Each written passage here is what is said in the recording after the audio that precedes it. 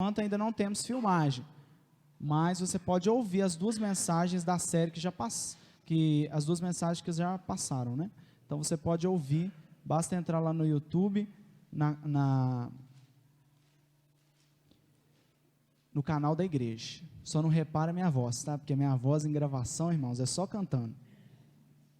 Cantando fica assim, bom. Vocês já ouviram, né? A música que eu gravei. Vocês devem ter ouvido. Então, eu não sei se conseguiram achar o nosso robozinho lá, Conseguiu, Rayane, achar? Graças a Deus, irmão. Senão nós íamos ter que fazer jejum aqui, porque já aconteceu isso uma vez, sumiu. Mas graças a Deus, agora encontrou. Então, todas as nossas mensagens, o áudio está sendo gravado e você pode depois ouvir lá no YouTube, se você perdeu alguma. E essa semana eu estava passeando pelo YouTube, sabe o que eu vi? Vi que a nossa igreja já tinha um canal, eu descobri, eu não sabia, Rodrigo? E tinha lá filmagem da organização da igreja, deve ser o seu pai que fez, né, Brown? Seu pai gostava de filmar, e lá tinha o pastor Wilson, irmãos, com tanto cabelo, e magrinho, pastor Wilson, magrinho, com tanto de cabelo, eu fiquei impressionado. Então vamos abrir as nossas Bíblias aí, em João 8, nós estaremos lendo do verso 1 ao 11, que é a narrativa da mulher que foi surpreendida em adultério. Diz assim a palavra do Senhor: Jesus, entretanto, foi para o Monte das Oliveiras. De madrugada, voltou novamente para o templo, e todo o povo ia ter com ele, e assentado os ensinava. Os escribas e fariseus trouxeram à sua presença uma mulher surpreendida em adultério, e fazendo-a ficar de pé no meio de todos, disseram a Jesus: Mestre, esta mulher foi apanhada em flagrante adultério, e na lei nos mandou Moisés que tais mulheres sejam apedrejadas. Tu, pois, que dizes? Isto diziam eles, tentando para terem de que o acusar. Mas Jesus, inclinando-se, escrevia na terra com o dedo. Como insistissem na pergunta, Jesus se levantou e lhes disse: Aquele que dentre vós estiver sem pecado, seja o primeiro que lhe atire pedra. E tornando a inclinar-se, continuou a escrever no chão. Mas ouvindo eles esta resposta, e acusados pela própria consciência, foram se retirando um por um, a começar pelos mais velhos, até aos últimos, ficando só Jesus e a mulher no meio onde estava. Erguendo-se Jesus, e não vendo ninguém mais, além da mulher, perguntou-lhe: Mulher, onde estão aqueles teus acusadores? Ninguém te condenou? Respondeu ela: Ninguém, Senhor. Então lhe disse Jesus: Nem eu tampouco te condeno. Vai e não peques mais. Feche os seus olhos e vamos orar mais uma vez.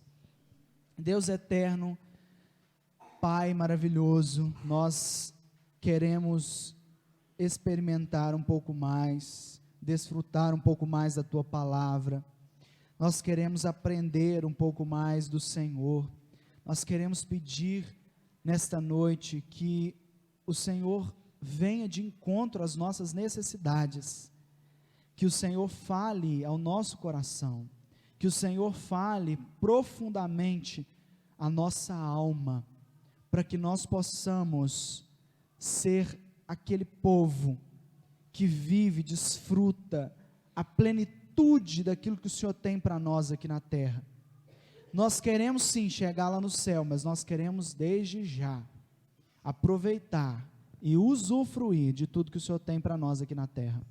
Nós queremos pedir que o Senhor abençoe, através da tua palavra, fale conosco, e que ela venha promover uma lavagem interior, para que possamos ser limpos, mais alvos que a neve, ó Deus, pelo novo e vivo caminho, que possamos ser transformados de glória em glória, e que a tua palavra poderosa venha promover mudança na nossa vida.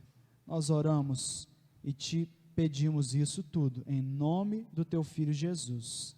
Amém e amém. Queridos, nós vamos então falar sobre essa passagem que é muito conhecida da palavra do Senhor, que é a passagem da mulher adúltera.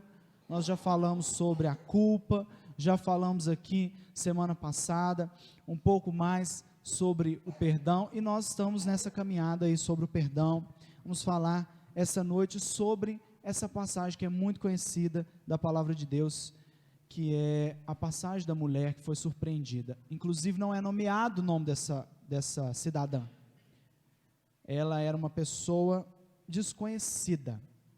E eu gostaria de chamar a sua atenção, para nós refletirmos um pouco, sobre a nossa caminhada, desde quando nós entendemos realmente o nosso pecado, tomamos consciência disso, até que nós possamos provar algo assim de Deus, que nós só conseguiremos provar se nós usufruirmos um pouco da graça de Deus. Eu quero que você entenda e pense comigo a nossa caminhada, o nosso caminho de perdão como uma linha. Pense você que a nossa caminhada é uma linha.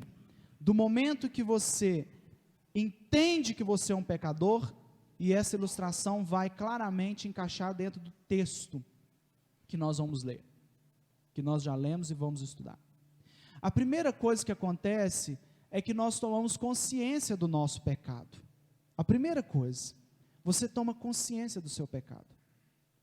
Você é tocado pelo Espírito Santo de Deus e entende que você é um pecador. Só que isso acontece conosco todos os dias, todas as semanas, todos os momentos que nós abrimos a Bíblia, quando nós ouvimos alguém dando uma palavra de Deus para nós, quando nós ouvimos uma pregação. Todos os momentos Deus está nos convencendo do nosso pecado, todos os momentos.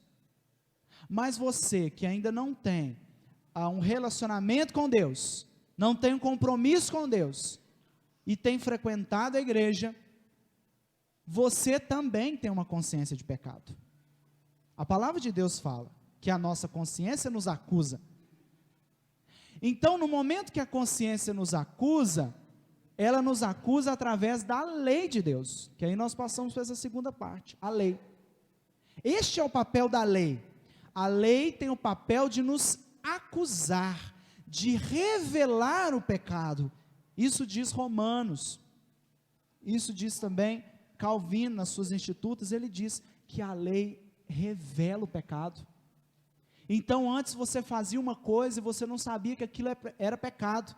Agora você já faz consciente, porque a lei tem esse papel. A lei vai te mostrar, olha, isso é pecado. Então, você tem duas opções: usar deste artifício, ou usar e aproveitar, que a lei já está te mostrando que você é pecador, e buscar resolver este problema do pecado, ou você pode criar um círculo vicioso, e você pode estar preso àquilo que a lei está fazendo, está dizendo para você fazer, ou deixar de fazer, e você fica tão preso naquilo dali. Eu tenho que fazer isso porque a lei está mandando, e eu quero parecer cada vez mais santo, eu quero ser santo, eu quero ser melhor, e temos ouvido muitas pregações pregando o melhoramento, você ser a melhor versão de si mesmo, você usar de artifícios humanos para conseguir chegar onde você quer. Eu tenho falado disso aqui nessa série, mas você só vai conseguir provar o perdão verdadeiro, genuíno, quando você passar pela graça de Deus, que é a terceira parte. Se você ficar parado na lei, olhando para a lei, entendendo que você é um pecador, e que a lei está dizendo que você é um pecador, e que você precisa cumprir aquele conjunto de regras, e você ficar parado ali, você vai ficar ali durante toda a sua vida. E essa semana eu tive uma experiência, irmãos, impactante. Eu estava aconselhando uma pessoa, e aquela pessoa falou assim: pastor, mas eu queria ser membro, só que eu tenho isso na minha vida que eu preciso mudar. E eu virei para aquela pessoa e falei assim: olha, deixa eu te dizer uma coisa, todo mundo é pecador, isso todo mundo sabe, mas todo mundo, antes de assumir um compromisso, ele tem a mesma dificuldade. Você é praticante de determinado pecado, até você tomar uma postura diante de Deus e falar: não, a partir de hoje, eu quero ter um compromisso com Jesus, eu quero caminhar com Jesus, então, eu assumo esse compromisso. Não é que eu vou ser a pessoa mais perfeita do mundo, mas agora eu assumo esse compromisso. Então você entendeu o que é a graça de Deus, porque nesse esquema que nós estamos vendo, a lei é subserviente à graça. A lei, ela serve para mostrar que nós somos pecadores, e a graça é onde nós caímos, quando nós entendemos isso. Por isso que a lei é subserviente à graça, porque a lei nos empurra para Jesus. Você já leu Levítico, Deuteronômio, você já leu Êxodo, você já leu a lei de Deus. Essa semana eu estava lendo alguns trechos de Levítico, e eu fiquei: Senhor Jesus, eu estava lendo um livro também sobre oração, que diz que nós temos que orar as escrituras, aquilo que Deus falar com você ali no texto, você tem que parar o que você está lendo, e orar a Deus. Para o que você está lendo, e ore a Deus, primeiro, pedindo perdão, porque você não é aquilo que aquele texto está falando, você deveria ser, mas não é. Segundo, glorificando a Deus, porque tudo que está dizendo ali é verdade, e a cada canto da escritura você vai encontrar um motivo para glorificar a Deus. Então, eu estava ali lendo aquilo, tanta perfeição, e o animal tinha que ser sem defeito, e outra coisa tinha que ser sem defeito, tudo sem defeito. Eu falei: Senhor, eu tenho defeito, muitos defeitos, e eu coloquei diante do Senhor. Então é isso que nós precisamos fazer, colocar diante de Jesus, é lançar o fardo que nós temos diante do altar de Deus, porque quando nós enxergamos, ou conhecemos, e usufruímos o conhecimento do Evangelho, nós entendemos realmente a relação entre lei e graça. Nós entendemos que a lei nos empurra para Cristo, porque nós olhamos para a lei e nos desesperamos. Eu não tenho condição de cumprir isso. Então nós caímos direto na graça de Deus. Agora, se você ficar preso, cumprindo regrinhas, porque você quer parecer mais santo, você nunca mais chegará ao perdão realmente. Esse é o perdão que nós queremos, que você chegue no final dessa série, você entenda perfeitamente o que é o perdão de Deus, porque nós falamos muito de perdão, nós pregamos muito sobre perdão, mas nós esquecemos de entender a profundidade do perdão. E quando você entende o quão profundo é o perdão de Deus para com a sua vida, aí você consegue perdoar. Você consegue perdoar, porque você foi perdoado por um perdão que você não pode nem explicar. Então, querido, eu quero que você mergulhe comigo nesse texto, entendendo realmente o que a palavra de Deus está dizendo aqui. Nós estamos aqui no contexto da festa dos tabernáculos. Nós estamos no momento em que a nação de Israel está reunida em tendas. Então imagine você, a cidade de Israel, cheia de tendas. Antes da Páscoa acontecia essa festa para relembrar o povo de tudo que Deus havia feito com eles.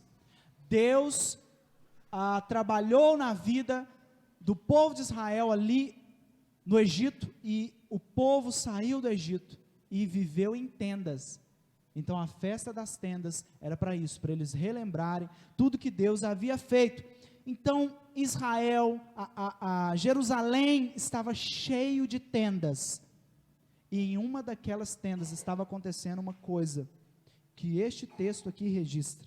Nós temos dentro daquela tenda uma mulher e um homem praticando um pecado contra Deus. E nós temos aqui a primeira parte deste tribunal que nós colocamos aqui como tema para nós, que é a acusada. Nós temos aqui uma mulher que deu ocasião à carne, aproveitou o momento que estava uma muvuca em Israel, em Jerusalém, ali na capital, aproveitou aquele momento e deu ocasião à carne. Não tem gente assim, que aproveita aquele momento, eu vou aproveitar enquanto está todo mundo fazendo isso, eu vou fazer também. Eu vou aproveitar que está uma muvuca, e eu vou entrar no meio dessa muvuca, e vou pecar também, porque ninguém vai perceber,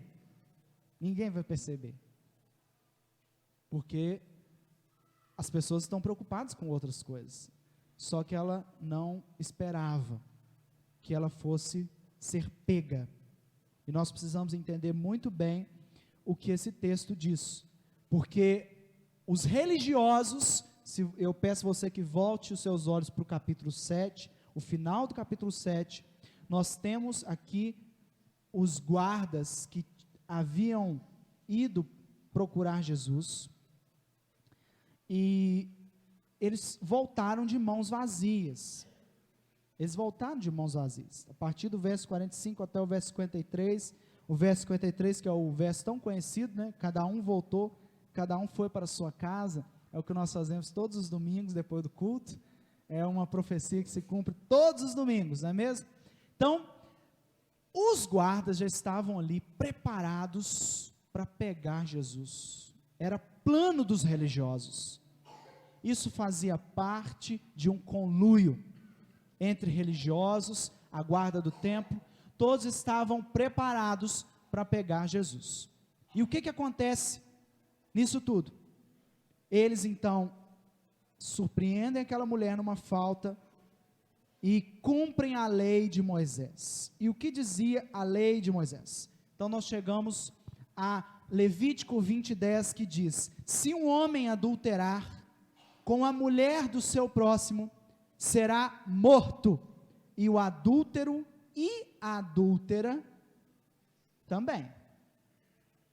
Então nós temos aqui 2 condenados. Você já viu cometer adultério sozinho? É um pecado que se comete a 2. É um pecado que carece de 2 pessoas. Por isso a lei de Deus é clara. A lei de Deus diz: se um homem for surpreendido ou for adulterar com uma mulher, a mulher do seu próximo, ele será morto, ele e a adúltera, os 2. Acontece que a lei de Moisés também diz, lá em Deuteronômio 22, 23 e 24, quando houver moça virgem, desposada, e um homem a achar na cidade, e se deitar com ela, e então entrareis ambos às portas daquela cidade, e os apedrejareis até que morram. Então nós estamos falando aqui de uma mulher que está noiva, desposada, ela é uma virgem, ela está noiva, se preparando para casar, e acontece uma coisa dessa. A palavra é clara, essa mulher deve ser levada até onde? A porta da cidade, a porta da cidade. Então a lei de Moisés é muito clara quanto a isso, a lei de Moisés é claríssima, só que existe também uma outra porção, que não é a lei de Deus, mas é o que nós chamamos de lei escrita, ou os costumes dos religiosos. Como que nós vamos cumprir a lei? É como se você estivesse escrevendo lá, ao lado da sua Bíblia, você tem um caderninho e você anota como você vai fazer para cumprir o primeiro mandamento. Então você escreve lá: Como você vai fazer para cumprir o segundo mandamento? Então você escreve. Só que nós estamos falando de religiosos, homens estudiosos que escreveram o que nós chamamos de Mishnah. Na Mishnah, o homem que fosse pego em adultério, ele deveria ser enterrado no esterco, até o joelho. E ali era pego 2 panos molhados, era envolto ali no pescoço daquele homem, e um homem esticava aquele pano, um dos panos para um lado, e outro homem esticava o outro pano para o outro lado. E assim acontecia o sufocamento daquele indivíduo que havia cometido o pecado de adultério. Então, o homem deveria estar ali até morrer, envolto naqueles estrumes ou nos estercos, porque o adultério era tido como um pecado terrível. Os judeus diziam: todo judeu deve morrer antes de cometer os pecados de idolatria, assassinato e adultério. É melhor você morrer do que cometer um desses 3 pecados. Este é o ponto. Então, aquele homem, ou melhor, aquela mulher é levada até os seus acusadores. Até os seus acusadores. E ela é apresentada ali, diante daqueles homens. E eu não imagino essa mulher toda vestida, eu imagino essa mulher envolta em lençóis, porque ela foi pega em flagrante adultério. Ela estava ali talvez envolta em lençóis e foi apresentada diante de Jesus. Veja você que essa mulher, apresentada diante dos acusadores, aparece ali como uma mulher totalmente pecadora, como se houvesse cometido um dos piores pecados de todos na época. E nós temos então os acusadores. Os acusadores. Os acusadores de hoje são aqueles que nós já falamos aqui na nossa primeira mensagem. São aquelas pessoas que ficam à espreita. Você conhece alguém assim que fica à espreita? Tem aquela pessoa que fica à espreita. Ele não examina a sua vida, mas ele fica à espreita. Ele fica escondido para observar o que você está fazendo, porque ele é o acusador. Ele está fazendo o papel de Satanás. Ele está dando uma mãozinha para o diabo. E ele fica ali tomando conta da sua vida. Ele não está preocupado com sua santidade, porque se ele tivesse, ele orava por você. Ele não ora por você. Ele está ali à espreita, observando qualquer brecha que você venha dar, para ele te pegar, trazer diante do pastor, trazer diante da igreja, trazer diante do conselho e apresentar. Eis aqui um pecador, mais um pecador dessa igreja de pecadores, que é a igreja presbiteriana de Martim Soares. Eis aqui, crucifique-o. Então existe esses traidores. E nós, quem somos nós? Talvez você seja essa mulher aí. Talvez você seja como essa mulher. Mas eu queria te chamar a sua atenção, porque nem sempre o seu pecado é descoberto. Nem sempre.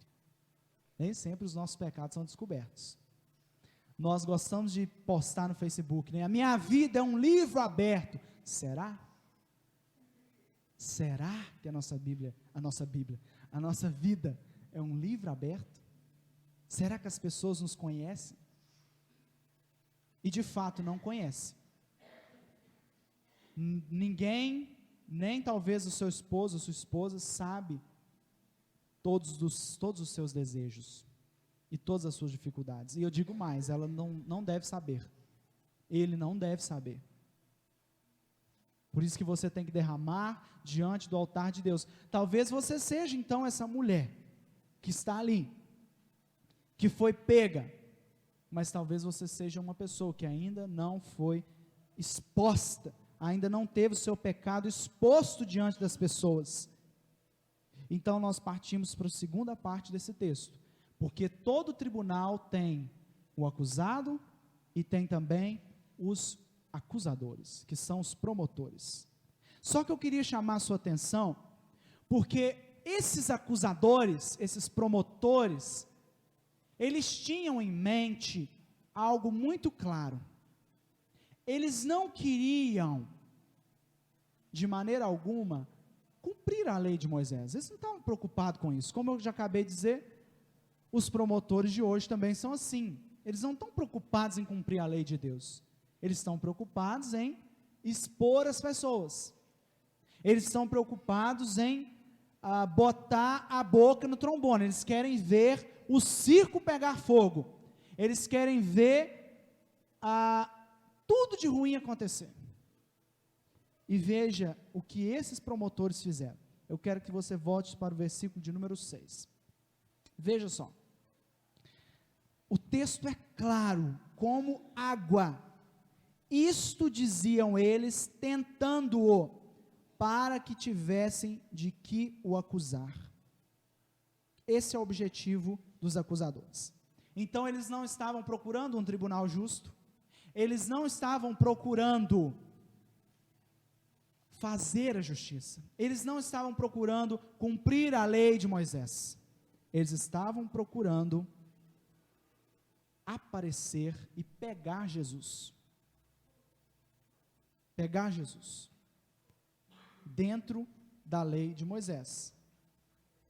E este era o objetivo deles. E o texto também registra, eu quero que você volte agora para o verso de número 5. O texto do verso de número 5 diz: e na lei nos mandou Moisés que os tais sejam apedrejados, que as tais pessoas sejam apedrejadas. Tu, pois, que dizes? Queridos, o que era esperado pelos religiosos? Os religiosos queriam uma resposta direta de Jesus. Você já foi pego assim? As pessoas querem o sim ou não. Porque a verdade, muitas vezes é mais revelada pelo sim ou pelo não. É isso que eles queriam. Jesus, eu quero sim ou não. O Senhor vai condenar ou não vai condenar? Este era o foco deles. Se eles dissessem sim, sim, vou condenar essa mulher. A lei de Moisés diz corretamente. O que iria acontecer? Jesus iria contra a lei romana, porque ninguém poderia condenar em Israel, senão o governo romano. E outra coisa, se Jesus dissesse sim, ele estaria indo contra aquelas pessoas que estavam ali. Porque todas aquelas pessoas, ou muitas delas, diriam, mas espera aí, Jesus não é amor? Ele não diz que é amor? Está condenando uma mulher ao apedrejamento? E se Jesus dissesse não, o que aconteceria com ele? Ele seria acusado de não cumprir a lei de Moisés. Então Jesus se encontra num beco sem saída. E eu me lembro muito bem, quando a gente estudou lá no seminário, lógica, e algumas matérias argumentativas, que falam sobre argumentação, e a gente estudou a lógica argumentativa de Jesus. Como Jesus argumenta? Nós temos que aprender com ele, porque você não é obrigado a responder uma pergunta com sim ou não. Jesus já respondeu uma pergunta com uma outra pergunta. Aí você coloca aquelas pessoas que estão perguntando você alguma coisa, você coloca elas assim, meio desconcertadas. Pense você recebe uma pergunta e faz outra pergunta. Você encurrala a pessoa. E Jesus, a atitude de Jesus, não foi nem dizer sim, nem dizer não. Daqui a pouco nós vamos ver. Mas o fato é que o objetivo daqueles homens era jogar Jesus contra o povo, jogar Jesus contra a lei de Moisés e jogar Jesus contra a lei romana. Este era o objetivo de Jesus. ou o objetivo dos religiosos, jogar Jesus contra as pessoas, contra a lei romana e contra a lei de Moisés. Eles não queriam o cumprimento da lei, eles não estavam preocupados com a santidade de ninguém, eles não estavam nem aí com nada. Eles só queriam ter Jesus, ver Jesus condenado. Esse era o objetivo deles. Mas só que eles erraram. Erraram muito feio. Porque o processo legal da época, como diz Deuteronômio 19:15, dizia que uma só testemunha não é suficiente para condenar uma pessoa de algum crime ou delito. Qualquer acusação necessita ser confirmada pelo depoimento de 2 ou 3 testemunhas idôneas.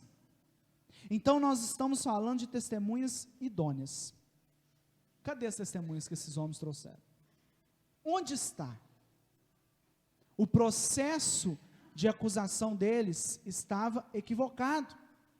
Outra coisa que eles fizeram errado: onde está a segunda pessoa envolvida no processo? Onde estava o homem que adulterou com aquela mulher? Será que ele conseguiu fugir? Será? Essa é uma pergunta que precisa ser feita. Mas se nós notarmos bem a intenção daqueles religiosos, nós veremos que aqueles homens, provavelmente, o texto não diz isso, mas provavelmente, pelo que nós vemos em outros textos, do que era possível se fazer, ou de até onde aqueles homens eram capazes de ir, provavelmente eles pagaram este homem para ficar com essa mulher. Isso é provável. Nós não podemos afirmar, mas isso é uma probabilidade. Porque eles pagaram homens para testemunhar contra Jesus, e Jesus foi crucificado por causa disso. Provavelmente aquele homem estava ali, até às vezes escondido, mas os religiosos não levaram ele até Jesus, levaram a mulher. Levaram a mulher. Mas não apareceram ali com o segundo elemento do processo. Então nós temos uma outra questão. O apedrejamento deveria ser do lado de fora da cidade. O apedrejamento não deveria acontecer ali. E eles queriam que Jesus apedrejasse. Ou queriam ouvir de Jesus: podem apedrejar. Quem sabe se Jesus falasse: pode apedrejar. Mas espera aí, Jesus, o senhor está cometendo outro erro. Porque o apedrejamento deve ser do lado de fora da cidade. Do lado de fora. Então nós temos 3 erros, pelo menos, cometidos por esses homens. 3 erros. E nós devemos tomar cuidado com essas pessoas, esses promotores, que estão aí hoje nas nossas vidas. Estão aí prontos para nos acusar. É a lei que está aí. Por isso que nós temos que entender, como eu disse no início, o que é o papel da lei, o que é o papel da graça. E nós entramos agora no terceiro personagem, que é Jesus. Jesus é aquele que vai então defender essa mulher. Jesus se apresenta como o advogado. 1 João, capítulo 2, versículo 1, diz: filhinhos, filhinhos, essas palavras os escrevo para que não pequeis. Se entretanto alguém pecar, temos advogado junto ao Pai, Jesus Cristo o justo. Advogado é aquele cargo que ninguém gostaria de usar um dia, não é verdade? Ninguém gostaria de ser preciso acionar um advogado, mas ele precisa existir, porque no dia que você precisar, ele está lá. Ele está lá. É isso que João está falando. Olha, filhinhos, vocês são pecadores. Se um dia vocês pecarem, não entre em pânico. Existe uma saída. Jesus é o advogado. É aquele que vai interceder por vocês ao Pai. E não é esse o motivo que nós ainda estamos aqui? Não é esse o motivo de Deus ainda não ter nos consumido, como fazia no Antigo Testamento? De Deus ainda não ter abrido buracos no chão e engolido nós aqui? Este é o motivo, os nossos pecados, a ira de Deus contra os nossos pecados foi derramado sobre Jesus Cristo na cruz do Calvário, e agora Ele intercede por nós. Jesus Cristo é o nosso advogado, aquele que defende a nossa causa. Quem conhece essa canção? Meu advogado é o meu Senhor, Ele me defende do acusador. É isso que Jesus faz.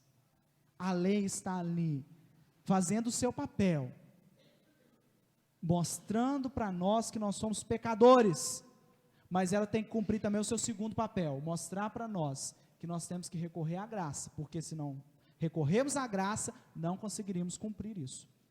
Pense você também comigo.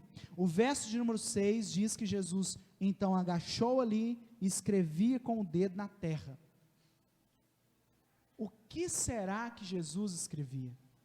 O que será? É uma curiosidade que talvez você não tenha tido, mas eu tive essa curiosidade. A palavra que é usada aqui é catagrafém. A palavra catagrafém, grafém é escrita, catagrafém é como se fosse uma sentença proferida a alguém. Então Jesus estava ali escrevendo os pecados daqueles homens. Você já se deparou numa situação em que você chega para acusar alguém? Imagine, você está lá com a pedra na mão, você chega para acusar alguém, e você se lembra de um pecado seu, que é maior do que daquela pessoa, e você não tem outra saída, a não ser, com toda timidez, com toda vergonha, deixar aquela pedrinha ali no chão, sair de fininho, porque você é mais pecador do que aquela pessoa. Você já se deparou nessa situação? Esse quadro pintado é algo que nos chama a atenção. Veja o verso de número 8. Jesus encurrala eles. Jesus diz para eles: aquele que entre vós está sem pecado, seja o primeiro que atire a primeira pedra. E aqui não estamos falando apenas de sem pecado algum, mas talvez que não tenha cometido aquele pecado que aquela mulher cometeu, porque Jesus no Sermão do Monte diz que se alguém olhar para uma pessoa com olhar impuro ou com desejo, já adulterou. Então, a pergunta de Jesus não é apenas se vocês tiverem cometido um pecado qualquer, não, porque certamente todos ali haviam cometido, mas a pergunta de Jesus é bem específica. Talvez se vocês tiverem cometido o mesmo pecado que essa mulher, e vocês sabem muito bem que para cometer o mesmo pecado que essa mulher cometeu, você não precisa ter ido até uma tenda como ela foi, e ter ficado com um homem ou com uma mulher, basta ter o desejo de fazer isso. Então, Jesus, e veja o verso de número 9, ele nos fala claramente como Jesus age, como Jesus trata os acusadores. Nós temos aqui Jesus atacando a consciência daqueles homens. Queridos, Jesus conhecia aqueles homens. Jesus poderia ter exposto cada um daqueles homens. Vem cá, deixa eu chamar você aqui religioso. Eu sei, essa semana você fez isso, você lembra? Jesus não fez isso. Jesus não fez isso. Jesus simplesmente chamou a atenção, a consciência daqueles homens. E como Jesus trata essa mulher, que é o grande ápice do texto, que é a parte mais conhecida desse texto. Jesus trata aquela mulher, aquela acusada, aquela pecadora, de uma maneira que nós ficamos assim, estarrecidos. Veja você o verso de número 11. Jesus diz, após haver perguntado para ela: onde estão os teus acusadores? Cadê os promotores que estão te acusando? Então, nós temos a resposta dela: os acusadores não estavam mais ali.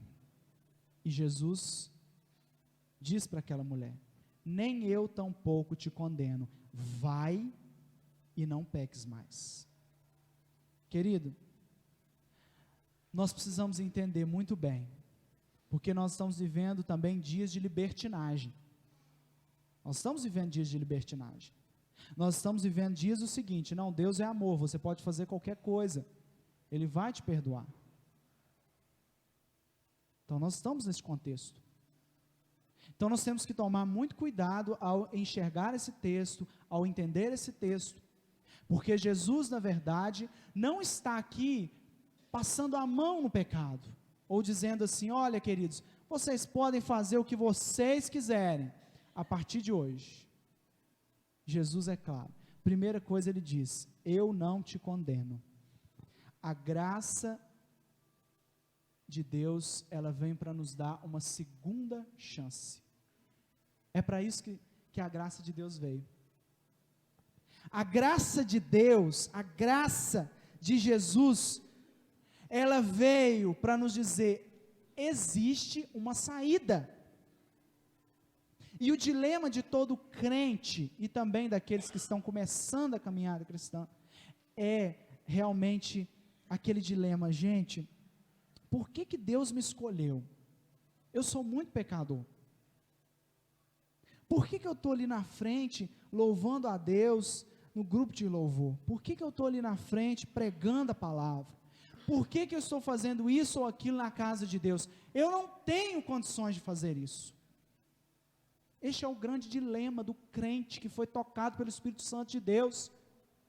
Só que esse crente, ele não fica ali remoendo o seu pecado, mas ele entende que a graça de Deus, derramada sobre ele, dá a ele uma segunda chance. Ele não fica parado na lei, como nós vimos naquela linha. Ele não fica parado na lei. Ele continua. Ele prova um perdão mais profundo, um perdão de fato.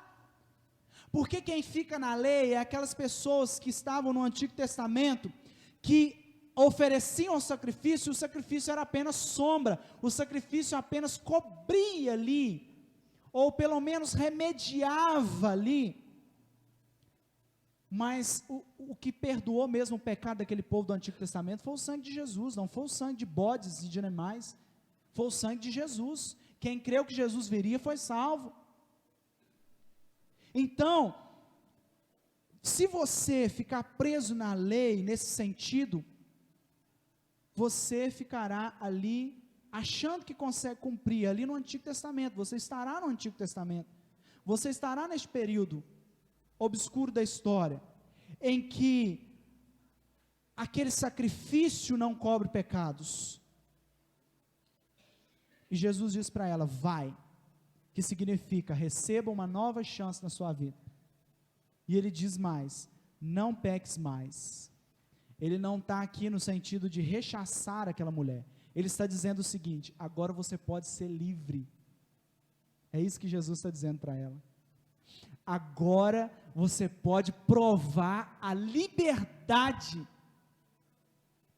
Mulher, você fazia o que fazia, achando que estava livre. Agora eu vou te dizer, a liberdade verdadeira é não pecar. E você só conseguirá isso se confiar na graça, nos méritos de Cristo, porque Cristo morreu e pagou e cumpriu toda a lei. Hoje nós cumprimos a lei com Cristo, com o apoio e auxílio do Espírito Santo de Deus. É um passo que nós damos. Seja livre do pecado, retire de sobre você o fardo da lei. Não veja o pecado como uma liberdade, mas veja o pecado como uma cadeia. Liberdade é viver em Cristo. E para encerrar, eu peço que você lembre novamente aquele esquema que eu coloquei. Porque se você parou ali na segunda etapa, se você parou na lei, e você está lutando dia após dia, como diz Hebreus, o que o sacerdote fazia em Hebreus? Hebreus diz claramente o que o sacerdote faz. O sacerdote está de pé, dia após dia, oferecendo sacrifício que jamais poderá expiar pecados. É o que diz o Hebreus sobre o sacerdote. Jamais. Aí eu imagino um silêncio e uma tristeza imensa. Só que o texto não termina aí. Jesus, o escritor de Hebreus diz que o sacerdote, Jesus Cristo, está assentado, porque o sacrifício dele foi de uma vez por todas. O sacerdócio levítico está de pé, dia a dia oferecendo sacrifício, mas o sacerdote, o sumo sacerdote, Jesus Cristo, está sentado, porque já ofereceu o sacrifício de uma vez por todas, porque Cristo pagou e cumpriu toda a lei. Nós podemos ter uma nova esperança, porque Cristo nos traz a nova esperança, uma esperança de um perdão verdadeiro, genuíno. E querido, quando você é perdoado por Deus, você deve abraçar essa liberdade. Você não deve ficar remoendo o pecado que Cristo já te perdoou. A palavra diz que Jesus já lançou o nosso pecado no mar do esquecimento. Mas isso nós vamos tratar semana que vem. E para nós concluirmos, para viver o pleno perdão, é preciso confiar na graça de Deus. E eu quero que você feche os seus olhos neste momento. Daqui a pouco nós vamos orar com a Heloísa. Mas feche os seus olhos neste momento e coloque diante do Senhor a sua vida. E peça perdão para Ele. Peça a Ele para te ajudar a se perdoar também. Se Cristo já perdoou, você não deve ficar no subjetivismo do sentimento de perdão, que é subjetivo. O perdão é objetivo, o sentimento de perdão é subjetivo. Pai, nós colocamos diante do Senhor a nossa vida, o nosso coração, porque muitas vezes temos confiado no sacerdócio levítico, temos confiado no nosso sacerdócio, naquele sacerdócio que levanta todos os dias, enche o peito de ar e começa a lutar na vida, tentando garimpar e tentando fazer algo para merecer o perdão de Deus. Senhor, nós queremos nos livrar disso.